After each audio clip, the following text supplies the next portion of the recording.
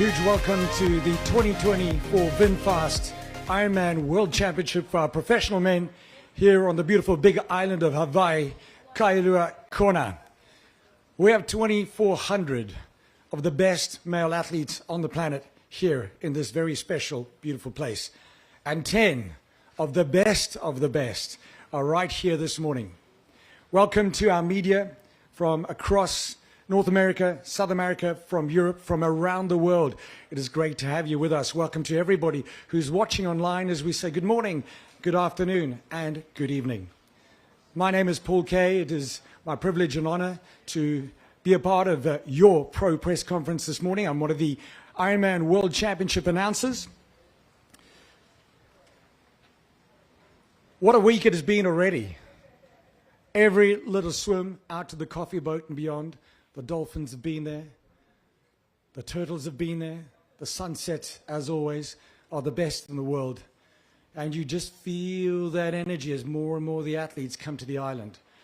And I don't know about you, but I have the sense that this week, Saturday, is going to provide us with possibly one of the most memorable World Championships ever. To get the show going, I'm going to be inviting our 10 professional men onto the stage. Thereafter, the CEO of the Ironman Group, Scott Deroux, will say some words. After that, I'll have the pleasure of interviewing our athletes. Thereafter, I'll ask the members of the media. You'll have an opportunity for your questions. Then we'll have a group photo as well. And then we'll have a brief moment for the media that are assembled to have your one-on-ones before we go into the pro athlete briefing at 12:30. So I hope you'll help me bring them onto the stage as we introduce our athletes. Wearing the bib number 37, podium finisher at the 2021 Ironman World Championship, second at this year's Ironman Cairns Asia Pacific Championship, and multiple-time Ironman and Ironman 70.3 race winner. From New Zealand, please welcome Braden Currie.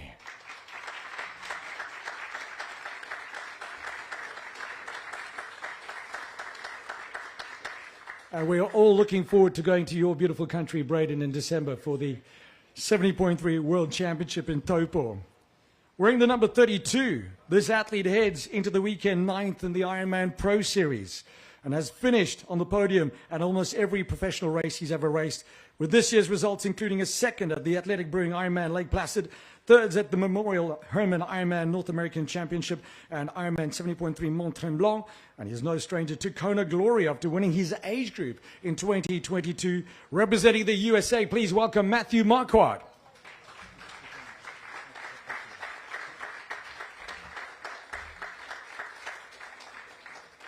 Look at that smile. How special to be here this morning on this stage. Welcome, Matthew. The number 27, currently atop of the Ironman Pro Series standings, thanks to his fast, consistent racing so far this season, highlighted by a win at the Ironman 70.3 Chattanooga and a second at the Ironman 70.3 Boulder. Since becoming a professional athlete in 2014, this athlete has been on the start line of 6 Ironman World Championships. Also representing the red, white, and the blue of the USA, please welcome Matt Hanson.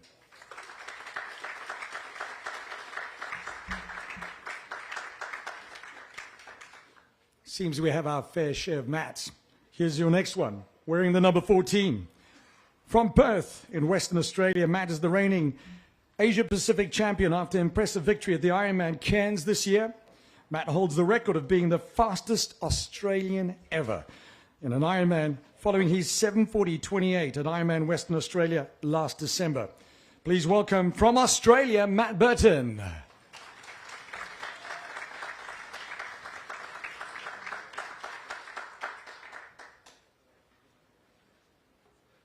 He's got the bib number 6, finished an impressive 4th at the 2023 VinFast IRONMAN World Championship on la Côte d'Azur in Nice, France. Going on to win Ironman Florida at the end of last year to book his spot here on the Big Island for the VinFast IRONMAN World Championship, while also setting the fastest ever time in an Ironman by an American athlete, 7:34.41. From the USA, please welcome Rudy Von Berg.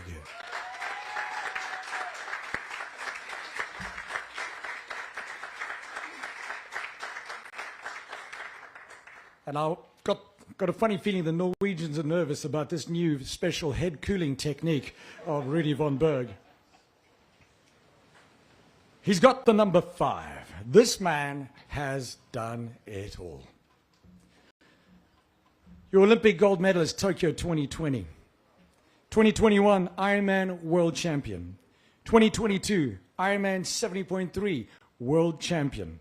Most recently, he secured a runaway victory at the Mainova Ironman European Championship in Frankfurt after only returning from Paris less than 2 weeks before after racing the individual and the mixed relay. Please welcome back to Kona, representing Norway, Kristian Blummenfelt.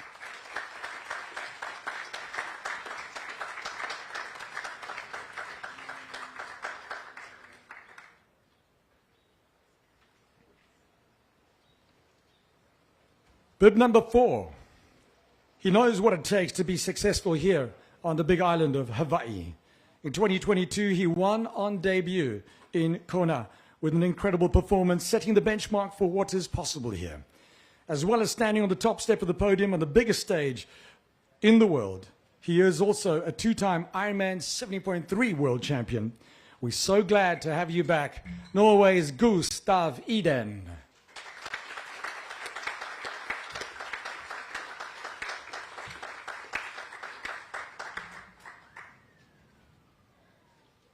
Definitely adopting the island style, aloha shirt, flip-flops. And then there were 3, with the bib number 3. Third at the 2023 VinFast IRONMAN World Championship in Nice. And third at the 2022 Ironman 70.3 World Championship.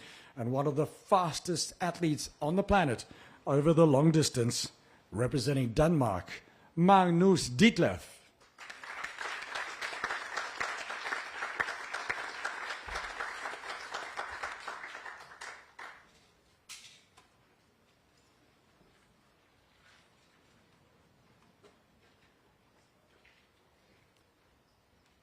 Bib number 2 goes onto the back of a 2-time Ironman World Champion and the holder of the Ironman World Championship run course best time. If you've ever needed someone to run for your life, you're going to want him to do that for you. Winner of this year's Memorial Hermann Ironman North American Championship in Texas, and now on the hunt for his 3rd World Championship title, representing Germany, Patrick Lange.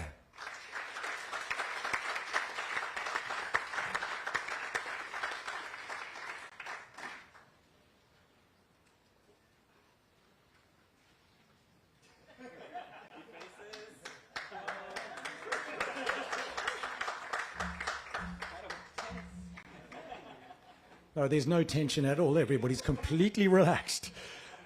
And finally, the 2022 Ironman World Champion runner-up went on to have the home win of his life at last year's Ironman World Championship in Nice, France.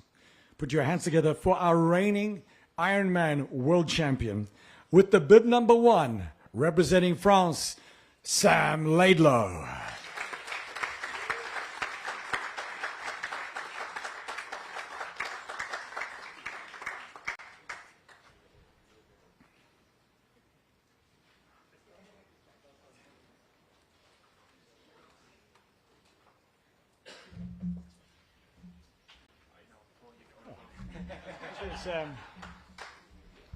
Day made. One more huge round of applause. Look at this. It doesn't get better.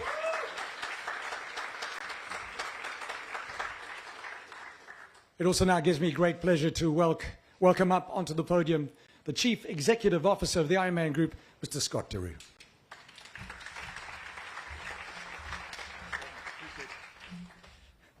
Aloha. Let's try that again. Aloha. Outstanding. Welcome to the 2024 Men's Ironman World Championship. We are incredibly honored to share this experience with all of you. Nearly 50 years ago, in 1978, 15 athletes had a dream, they had a vision, they believed that anything was possible. and the origin of Ironman began here in Hawaii. And it's incredibly special to come together this year in 2024 and share this experience with all of you. I want to begin by expressing my gratitude to a number of people. First is the state of Hawaii, the county of Hawaii, and here our family in Kailua-Kona. This community opens up its doors, it opens up its home every year to the Ironman community for us to come together. And we are tremendously grateful for their generosity each and every year. So let's give the state of Hawaii, the county of Hawaii, and Kailua-Kona a big round of applause for their generosity in welcoming us every year. I also want to thank our partners who make all of this possible. But I really want to talk about our athletes. I had an opportunity this morning to swim out to the coffee boat. My first time here in Kailua-Kona. My first swim out to the coffee boat, which I'd heard so much about 9 months ago, joining the Ironman group. This experience that you have to have. And I swam out there and I was talking to a number of the athletes, asking them about what is your Ironman why? What inspires you to come to this moment? We have 2,400 athletes here in Kona this week from 85 different countries, ranging from the age of 20 to 84. Each of them has their own story, their own unique journey that brings them here this week. But there's a shared belief, there's a common belief in that anything is possible that brings everyone together from around the world. And I want all of our athletes from around the world to know that you are our inspiration. You are the reason we do what we do. And certainly, speaking of athletes, we have over 50 professional athletes joining us here at the Ironman World Championship. We have 10 joining me on stage here. These are the best athletes in the world. The Ironman World Championship is not only the pinnacle of triathlon. This is one of the most iconic sporting events in the world. And to have these athletes here with us this week, living their dream. They've worked their entire lives for this opportunity. And I want each and every one of you to know, and those that are watching from around the world to know, you're our inspiration. You inspire us to be better every single day. And I want you to know that we're on this journey with you. I want to end by sharing with all of you just my personal gratitude. Being part of this Ironman community is one of the greatest honors of my life. The last 9 months have been extraordinarily unique and special for me, and I just wanted to say mahalo to all of you. Thank you, and have a wonderful, wonderful race this week.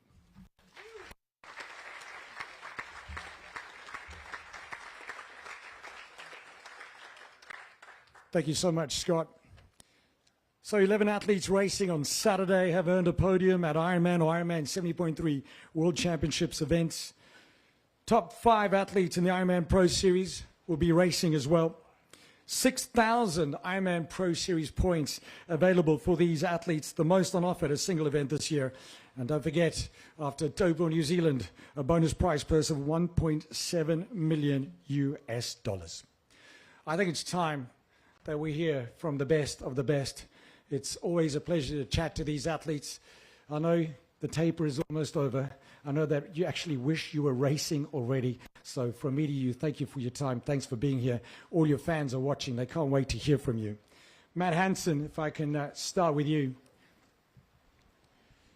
With just 3 races left in the Ironman Pro Series, you know, here you're sitting at the top of the leaderboard, but also at this press conference. I mean, is that not just already an amazing year? Yeah, all good. It's great to be sitting at the top of the leaderboard for now. I think I have one more race than a couple of the guys up here, so I'm enjoying the time on the top, but in no way is the work done. If I don't do my job here this weekend, it's kind of all for nothing leading up to now. So there's definitely a long way to go below. None of the guys behind me are going to just kind of give up and say it's all yours. So I've got to do my job this weekend to have a chance to stay near the pointy end. You're a Mr. Consistency. What is your definition of getting the job done well on Saturday? Going out and executing the plan. That's got to be what you focus on, especially in conditions like this. At some time or at some point, there's going to be some tough decisions to make. But if you trust that what you've done in the lead up and trust your process, the results will sort themselves out at the end. As a new dad to 7-month-old Olivia, how has that had an impact on your racing mindset? And I would imagine also a bit of time management. Yeah, definitely. It's a lot more fun. I think last year I didn't have the year that I wanted, and it was a bit of a grind. And I was literally out on a long run here, and when I was out here to support the women's race, and the Pro Series was announced, and then obviously we had the addition to our family, and so those two things kind of definitely gave me a fun spark. And when you have a terrible day of training or things don't go well, as soon as you get a smile when you get back home, that kind of gets forgotten and puts things in perspective pretty quickly. USA's Matt Hanson, thank you so very, very much. You can give the microphone back to Braden Currie. Braden, you seem to be making sure that you're almost like a tri-tourist, right? You're racing all around the world. That's not the easiest thing to do with all the travel. No, we've definitely managed to clock up some air miles this year. A whole lot of travelling. If I'm honest, when I saw the Pro Series come out, I thought that would be perfect for me. And just good consistency throughout the year, and just keep those kind of scores rolling. But yeah, managed to have a few different incidents this year, which has led me to chasing a few more races than I probably would have liked. Perhaps it's a good thing you had those incidents earlier in the year, and that means Saturday's looking good. Yeah, pretty much. Lucky enough, I've got through this point injury-free and healthy, and yeah, I mean, that's the two key things. I've had a really good block last sort of 8 weeks, so yeah, happy to be here. If we look back in St. George at the 2021 Ironman World Championship, an incredible battle, a fantastic podium, and that battle with Lionel, still think back to that and go, ooh, I'm going to let that light my fire, I'm going to do even better? Yeah, I always regret, as you would, trying not to find just another 1% more to go out a little bit with them or something. But yeah, I mean, it was a great day of racing. Definitely one of the highlights of my career, and it was a lot of fun. Little reference there to Chris Nikic, that little 1% more. Thank you very much, New Zealand's Braden Currie. We're going to move across now to the other end, representing the USA, Matthew Marquardt. I think he's got a mic down there. There we go. You got your mic. Fantastic. From being age group champion to being a professional, sitting right here, right now, I mean, do we need to come over and pinch you? Maybe a little bit. I mean, this has been a journey that I never expected to be on, and feel incredibly fortunate that I've had the trajectory that I've had, and hopefully to continue it throughout this race and beyond. You're juggling, med school with being a pro triathlete. That in itself is a challenge. Yeah, there's not much free time or TV time.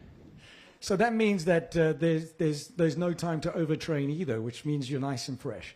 I guess you could say that. I mean, I certainly think that being a med student, as much challenge as that brings, that also helps kind of re-energize me, because when I'm doing my schoolwork, that's what I'm focused on, and when I'm training, that's what I'm focused on. And so there's not really much time to kind of like dwell over a bad workout or kind of vice versa, dwell over in a quiz or whatever that doesn't go your way, because you're on to the next thing. Like, it's always next thing. And yeah, so that means that like balancing sleep and stuff is a little bit harder, but it's definitely, I think, helps in terms of making sure I don't overtrain and just being really intentional with everything that I do in my life.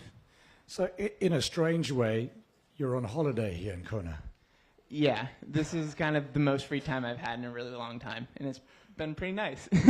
Any learnings from that age group win that you're kind of like bringing into your pro race for Saturday? Yeah, don't take an exam right before a race. And I mean, I think more seriously, like just focused on the heat and doing your own race, and also just like enjoying it and trying to have as much fun as possible, because I don't really remember much of that 8.5 hours, just because it was such a hard day, and I kind of hope to enjoy it a little bit more and have a little bit more fun this time. Thank you so much, USA's Matthew Marquardt. All the best for that Pro World Championship. Matt Burton, if we can give the mic to you. A huge welcome to you, Matt. Thanks, Paul. This year has certainly had its challenges for you from away from the race course that almost ended your career. Do you just want to tell us about it? Yeah, I feel like I've kind of moved on from that, but I started the year, I guess a couple of months in and out of hospital. I had a bone infection in my right foot, which just sort of, I guess, evolved. I didn't know the severity of it, but, you know, you get to the point where my third time back there, it was potentially cut some of the foot out. Lucky for me, it didn't. And then, you know, I'd qualified back for this race back in December. So it gave me a few months off where I was literally completely off my feet. And I wasn't sure I was going to be able to get here, let alone just be helpful around home. I have a 3-year-old, so, you know, that was our biggest concern, just to be able to help a little bit. But yeah, it's, you know, Cairns mid-year allowed me to sort of prepare for a race, and I got moving, and it went a lot better than I guess all of us at home expected. And it's just really nice to be here. Cairns was an incredible performance, such a phenomenally fast race. What do you take from that, other than just confidence for Saturday? I think that's my 8th time there, 8th or 9th time, and I had every race prior to that was been pretty average. So I didn't expect too much. So when it goes well, when you least expect it, it's still a bit overwhelming and still a bit surreal, I guess. But you know, we're all sitting up here and we know what we're capable of and the preparation we put in. So look, I knew it was there one day. I just didn't expect it to be there this June, and it's just been a really nice progression on from that to actually prepare to come here and give my best. Yeah. You were self-coached, but you've now got a coach. Why the decision, and how does that help towards the race? I probably made a real mess of the self-coaching for about a decade. But I always believe you kind of need to look at your coach and spend a bit of time with them. And I was just fortunate at home. I'd reached out to a guy by the name of Chris, and this was midway, probably about September last year, in preparation for Ironman WA, and I'd come off being sick, coming home from Singapore, from Asia, and he said, "Oh, you're no chance to get yourself up for December," and I like that challenge, and so we've really connected since he put that to me, and it's been really easy, and who knows, maybe he's the secret ingredient, but I wouldn't tell him that in person. To Chris, who's watching online, you've just been given great accolades. Matt Burton, thank you so much, and all the best for Saturday. We're going to hand the microphone across to Rudy Von Berg. Rudy, I think we need to start with the bison in the room. Yeah, I mean, I identify as a bison, so... Do we actually have a trophy for bison at the World Championship? No, I mean, a bit more seriously. I mean, it's not really a serious thing, obviously, but I'm just having fun with friends with it. When I was young, I was fascinated by the animal, and then I went to CU Boulder for university, and it's the CU Buffaloes, and it's the only school I applied to. So then I was like, okay, I'm kind of onto something already, and yeah, then just having fun with friends, pretty much, you know, and joking about it, and how they're the only animal that heads into the storm when the storm is coming in. Kind of applies it to training and perseverance and racing and, you know, Ironman racing. And so, yeah, kind of going with it, and yeah, just joking with people sometimes, you know, like, oh, you're not a bison if you cut your ride short, or if you didn't go out in the cold weather in Boulder in the winter or something like that. So it's not heat acclimatization, and it's not also cooling technology. It's a great way to actually be relaxed before you go into the race on Saturday. Yeah, I mean, exactly. Just tell yourself, you know, we're here mostly because we enjoy it, and just kind of lighten things up, and just be happy, yeah, just to be here. And I was here for, well, almost 3 weeks on the island. Yeah, just enjoy the process pretty much. If we look back to Nice, which is essentially your home course, you know, every pebble, every turn, every traffic light, every speed bump, but the toughest position to finish in must have been that 4th. Just talk us through that and how that fuels you for your race this weekend. Yeah, I mean, overall, I was pretty happy with the performance. I was on an upwards trajectory throughout the year. A few weeks later in Florida, I did quite a bit better, so you'd think the when I broke my collarbone a few months before Nice. You'd think if I didn't do that, maybe I could have been in the Florida shape in Nice and maybe get on that podium. But, you know, things always happen. They just happen, and you just have to go with the punches. And, yeah, I mean, if I could do a podium in Kona after being fourth last year, that would be obviously absolutely amazing. Yeah, I'm just going to have to fight hard and have kind of a transcendent day. And I've had a few in my career, so why not this weekend? And in Florida, becoming the fastest American athlete ever, I mean, do you take that with you as well and plan to take all of that speed into the race? Yeah, I mean, every race, every good training session, but especially races, you know, can build up that confidence a little. And yeah, that was definitely a very solid day, and I can kind of count on that in the back of my mind to try to do something similar. So, yeah. Thank you. USA's Rudy Von Berg. We're going to move across to Kristian Blummenfelt representing Norway. Chris, if I'm not mistaken, when I bumped into you after a run in Frankfurt at the Minova Ironman European Championship, you mentioned you had yet to ride your TT bike since the previous Ironman World Championship. I would imagine you've done a bit more of that now. I was riding a little bit more. I had a few sessions, but between I think the World Championship in Lahti and Frankfurt, I think I did like 4 sessions in total. So that race came as a big surprise to me. The fact that I was able to hold, finish off that strong, even though I felt like I was smashed for the last 50K on the bike. I was quite surprised with how I almost turned up with new running legs when I start running. So yeah, it will be interesting to see how it goes out here on Queen K in a very different sort of conditions. We got a lot of help with from the weather in Frankfurt.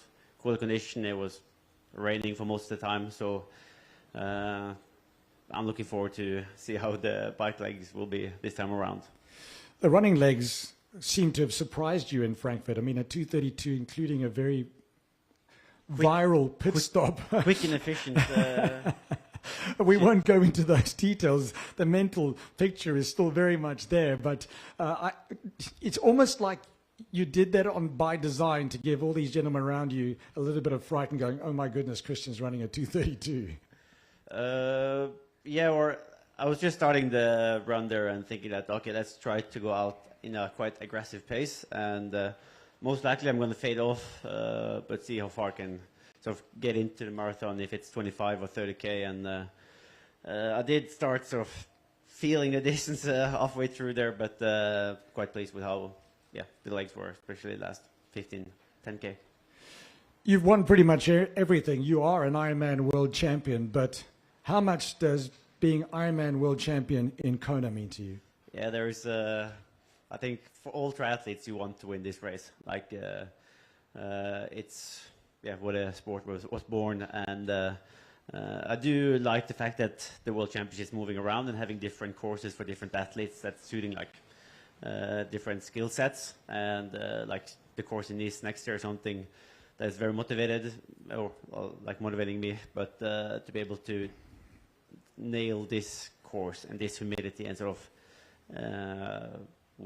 it's something I feel like it's what I'm missing. Now, I know that, you know, all the various sponsors and bike suppliers and kit makers spend a huge amount of money on aerodynamics. Could we sponsor you a razor blade, maybe? Yeah, if you have any contacts, I would be happy to.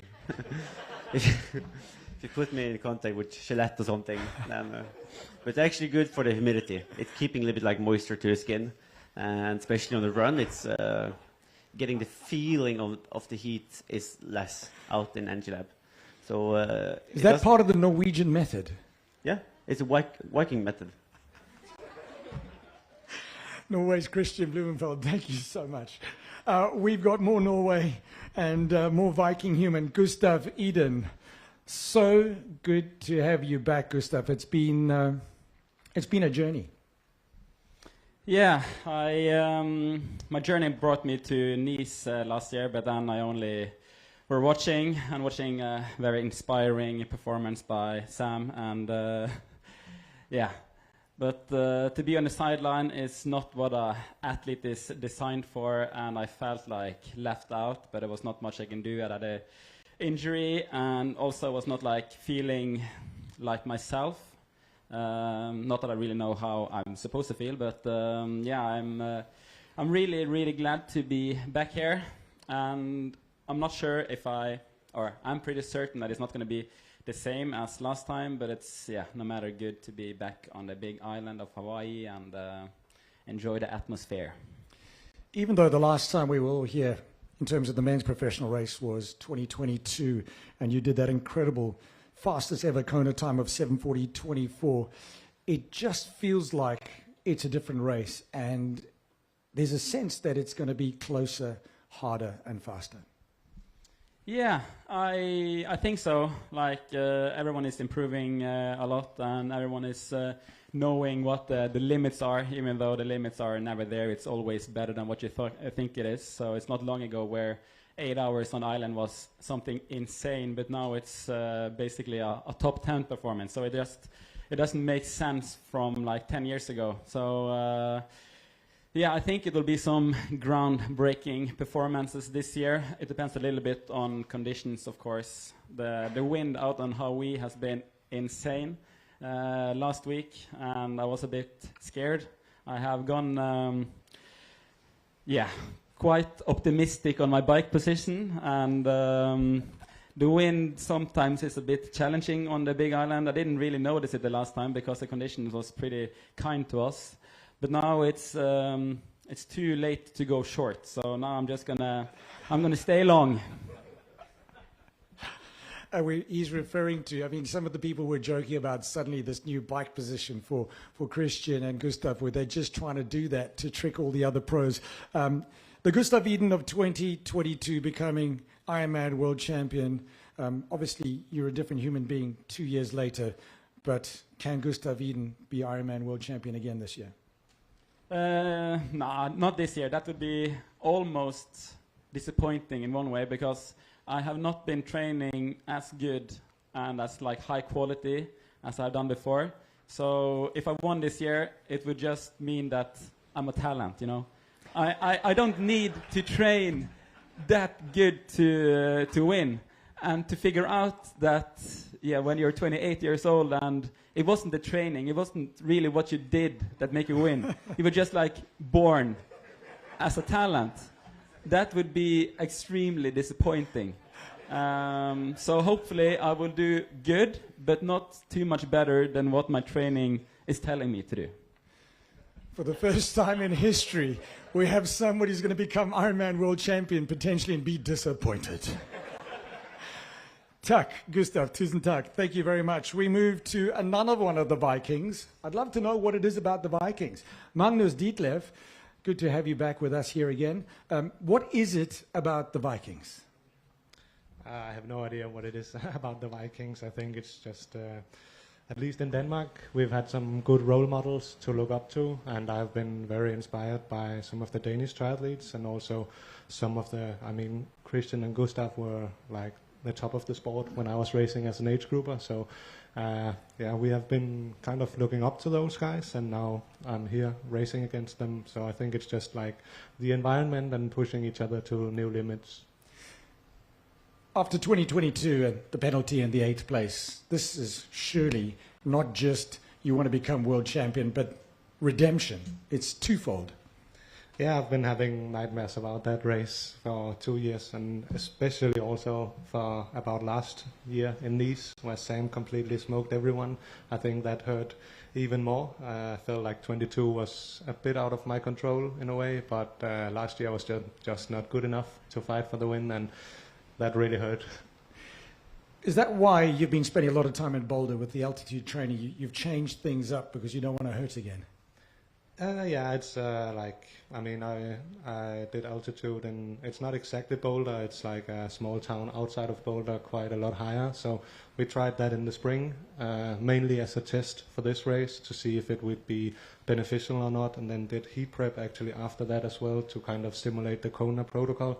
And then, yeah, I performed really well at the full distance I did after that. So we kind of copied some of the things we did back then, and also learned some things and made some mistakes in that first camp that we really corrected now, and then went back leading into Kona now. And yeah, the build-up has been really, really good. I think, if I'm not mistaken, I heard you say in one of the social media videos you were quoted as saying, is like basically you and Sam need each other. I think it is. I think it would be a good constellation if we both like get away, because I'm quite certain Sam believes he's running faster than me, and I think I'm running faster than him. So we would both have like a reason to work together on the bike, I guess. So I think that would be a good scenario for us both. Obviously, the guy sitting left to me and Patrick are going to run at least like what they have done in the past, have been maybe a little bit faster than Sam and I. So yeah, but it's also going to be interesting to see how it will affect the running after like a really hard bike that I'm pretty certain we will have on Saturday. Tak Magnus. Talking about running, it's only appropriate that we speak to our two-time Ironman World Champion, Patrick Lange. Patrick, I've noticed that you seem really happy and really relaxed, which is very scary for all the other men who are racing you on Saturday. That bodes well. Yeah, it's been great to be back. Just 2 years seem to be too long. I'd love to come here every day, also every day, yeah, but every year mostly for racing. And also to you, Scott, we really miss the women, so please bring back the women to our race. So that would be much appreciated as well. Yeah, sorry. In my script it says swiftly moving along. Then Kristian get a shave as the woman gets back, You're known as one of the nice guys, and there's that old cliche that nice guys come last, but you've won this twice. You know what it takes to win. You know what it takes to step on the top step. I remember vividly, probably more than your 2 wins, it's when you were on the podium for the first time and you rushed over to Mark Allen and you apologized for breaking his run course record. You know what it takes to win. Yeah, I know what it takes to be respectful to not just to my opponents, just also to be to the greats of the sport, And I think especially Mark did so much for the sport. I think we all 10 would not sit here. Maybe all of you in the room would not sit here without those great battles they had, and they really moved the sport so much forward. So I'm super grateful to call him a friend. Also Dave, and they just keep on inspiring me still. So pure role models, and really grateful for them. Potentially another Iron War happening on Saturday. You were the first athlete to go sub-8 here. It's almost 5 years since then. What do you think has changed? From a cost perspective, nothing really changed that dramatically. I think the competition got closer and closer, especially the young generation. Thanks again, Matt, for being again the oldest on the just like in Frankfurt. Yeah, just like in Frankfurt. No, and it's just great to see the sport developing so rapidly. I think especially the both Norwegian guys, they really keep pushing the pace on and keep the pressure on us to develop and get the best out of us. And I think this 10th battle is just good for the sport. It's good for all of us. It moves everyone up. And let's see where this takes us on Saturday. I'm pretty certain that we see the best race in maybe of all times, because I think we're gonna have the tightest battle for top 5 out there ever. I have to agree with you. Dankeschön. Thank you so much, Patrick Lange. Bitte gerne. He wears the bib number 1. He's our reigning Ironman World Champion. Sam, lovely to have you here. How different is it to be sitting in Kona in this press conference on the eve before the eve of the big battle? Yeah, thanks, Paul. Couldn't be any more different, to be honest. 2 years ago, I kind of came here with my dad, and as a nobody in the sport almost, and that day 2 years ago was amazing for me, because I could have, I mean, only Gustav came past me, but there could have been 10 guys that ran past me, and I probably still would have been content with my race, you know. So yeah, it's kind of surreal, especially this whole week that I've had leading up to the race has been a lot in a very positive way, and also a lot of kind of new things and new demands that come with it. But yeah, overall, I mean, I've been training really well, and I've done everything I can to defend that title, and I will do everything I can. And yeah, I'm certain that the best guy will win. There's been a huge investment in tech and the gear that you guys are all using. I had the pleasure of speaking to you earlier this week, and you talked through your bike and all the other gear. But the thing that struck me is probably more important than all of that is when I asked you, what does it take to win and to be at your best, you mentioned it's to be happy. Yeah, 100%. I think, yeah, happy and to be kind of balanced, have a certain balance in your life. And that's what I've tried to keep as much as possible this year. Especially in this second half of the season, really kind of go back to what I was doing and having a very simple life, training with my dad and with my core team, with Arthur, who's my training partner. And yeah, I mean, I've been in a privileged situation to, like, I won last year, and kind of I've been on an upward trajectory, so I don't need to change anything. I just need to keep doing what I'm doing and keep trusting that process. And yeah, that's amazing. And as I said, the main feeling I get anytime I come to a World Championship, it's just gratitude, you know, to be racing the best guys in the world, and to be kind of just in that conversation alone is amazing to me. And yeah, so hopefully I can show up happy and race well. You're wearing the number 1, which means you've got a target on your back. I mean, I would imagine you've studied all your competitors very, very carefully. Who are you watching the closest?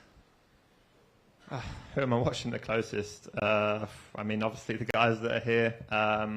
Yeah, these two Norwegian boys, clearly, as a few people have said already, they came and pushed the sport really quickly 2 years ago. And I feel like kind of all of us have just like tried to catch up effectively, especially last year. And then now it's again getting a bit closer, which is great. And yeah, I think it's going to be a very exciting bike, a very hard bike. There's obviously Magnus and me, but also Robert Callan, I think, is a very strong cyclist who could impact the race quite a lot, and probably he might be racing just for the bike course record, which could be interesting as well. And then, yeah, I'm sure that Patrick and Kristian are certain of how fast they can run on this course. So, yeah, it will be super exciting. And then, obviously, you can't count out a defending champ. And I think Gustav's doing a good job of playing it down, but he could pull something out of the bag, yeah, and I hope he does. You're very much, as a professional athlete, it's a family business. It's your dad, it's your whole family, everybody's here. I noticed the relationship with your partners and sponsors, very family-like. But here we talk about Ohana, and we talk about the magic of Kona and the spirit of Aloha. And if you listen to Mark Allen, he talks about how he couldn't win until he embraced that. Have you embraced it? Yeah, certainly. I mean, it's that is my biggest strength at the end of the day. You know, I've never felt like I'm particularly talented in any way. I just feel like probably my biggest gift has been the people around me, and maybe motivating people around me. And yeah, I mean, if I do win on Saturday, it's definitely thanks to my Ohana. Yeah. Sam Laidlow from France. Bonne chance. Thank you so much. We're going to now open the floor to the members of our media. I'd like you to please put up your hand. We'll bring a microphone to you. If you can state your name and your outlet, we'd love to hear your questions.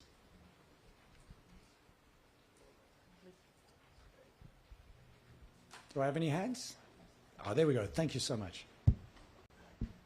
Hi, Cami Clark with Big Island Now and Pacific Media Group. Besides missing the women, what else did you guys miss from Kona from the past 2 years?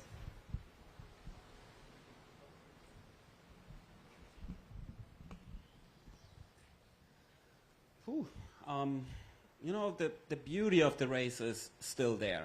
The magic is still there. You have to embrace it. And so apart from missing the women big time, it's still the greatest race of them all. You know, it's still the magic, the love for the island. And I think we can be really grateful to be here again. Also, again, thanks to the whole locals, to the whole island of Hawaii and Big Island to being such a great host to us, because it's not You know, it's not given that we can come here every year and do this crazy race. So, to be honest, that's what I can say. That energy is still there, and yeah. Any more media? Yes, sir, please. Your name and outlet. Kyle Glass, Pro Tri News. Just whoever wants to answer it. Obviously, there's 10 amazing athletes up here. If there's someone that's not here on this stage that you guys are concerned about on Saturday, who would it be? Lionel, of course. No, you don't have to answer that. Lionel chose not to come, though. Did he? Sorry, I think Antonio could be a good shout for the podium. He had a solid race in Vittorio, and yeah, his season seems to be on an upward trajectory as well.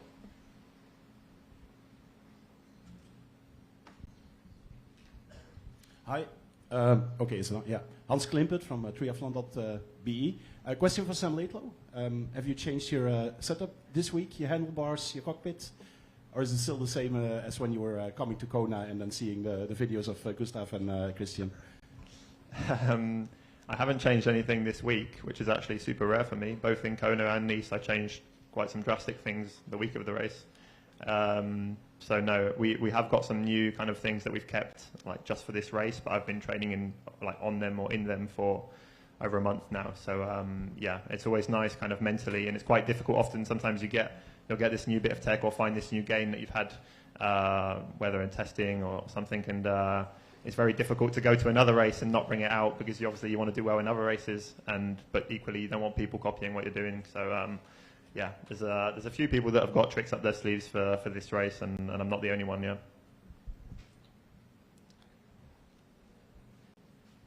Hi, I'm Rod from Bolivian from Chile. For Kristian, probably you have a race strategy, but how do you have to be aware of the other athletes. How do you manage that if somebody's attacking, and how does affect to your race strategy?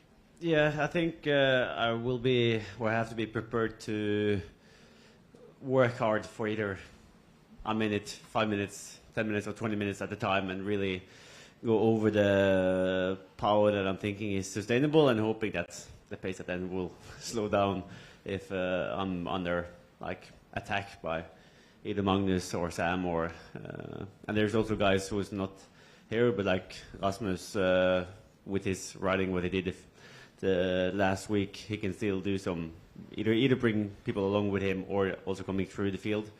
So yeah, I just have to put my head down and just think that as long as I can come into T2 with okay legs, then I have a chance. Hi, Mac from Austria. Question for Kristian as well. You yourself raced the Olympic Games this year, and we've seen so much competitive racing this year with the Ironman Pro Series and other competing race formats. Do you think it will make it somehow easier this year because a lot of the guys in the field have raced so much over the year? Not really, because I think by the end of the day, this is the biggest race we have in long course. Like of course with Paris, that's like a complete other set of athletes. But in long course, even though they are focusing on the Ironman Series or the T100, I think deep inside they do want to win this race, and they're trying to fit their racing around so they have enough time to do a proper build-up for this one. So even though if they've been cooked in races earlier this year, that's probably 2.5 months since, and it's definitely enough time to get well prepared. We have a lot of people viewing online. I have a question. Oh, yes. Patrick Patrick Lange Lange for PL5 Media. Question to Kristian.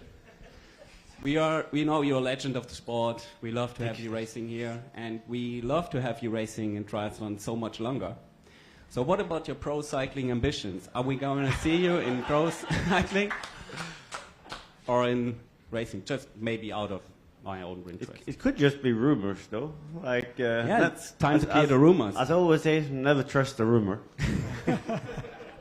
KG. We've got a lot of people viewing online. We've had a couple of questions submitted, which I'm going to ask, and anybody is welcome to answer this. What tech has been more of a game changer? Super shoes, super bikes, or super nutrition?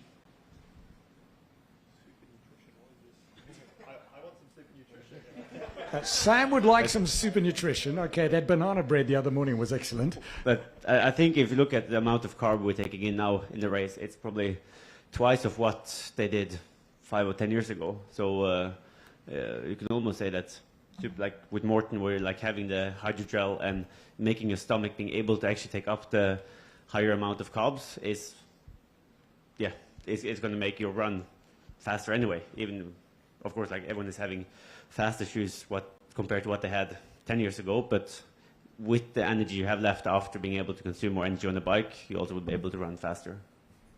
Another question we got is, how many pros do you think will go sub 8 hours? Patrick, you're the most experienced. Give us that answer. I don't know if I'm the most experienced. Well, Matt is the oldest, but at going under 8. Matt, you're elected to answer. 15. 15. Did you make that up, or was that with confidence? You said it very confidently. That's the last paycheck, so 15. Any more questions from the floor? Yes, ma'am. Wait for the microphone, if you will, please. I've got a microphone. Question, Talbot Cox, on behalf of Lionel Sanders YouTube. Two-part question, one for Kristian, one for Sam. You don't need to beat around the bush. We're just curious, how much time, Kristian, do you need to be behind Sam Laidlow to catch him on the run? And Sam, how far ahead of Kristian do you need to be in order to outrun him? He had 6 minutes last time, and I thought that was enough time that I would easily be able to catch in. And turned out to be wrong, but I think maybe around if I'm having great legs coming to T2, then I think maybe 6 minutes. But again, I was wrong 2 years ago. Good question, and a question that a lot of people are wondering, I guess. But it kind of depends on how hard we ride. I think kind of Magnus and me have a slightly different strategy in trying to Kristian will save us a little bit of energy and run really fast, and we try and ride really hard and run slightly slow. So I don't know. I think if the ride isn't too hard, I think 4 minutes is enough. And if it is kind of a really hard ride for us, then I would say more like 6 minutes. Yeah.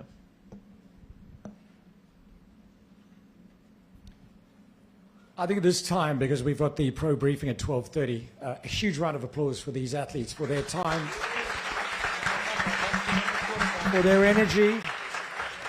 Thank you, everyone, for being here. We're going to get them to all stand up now for one group photo.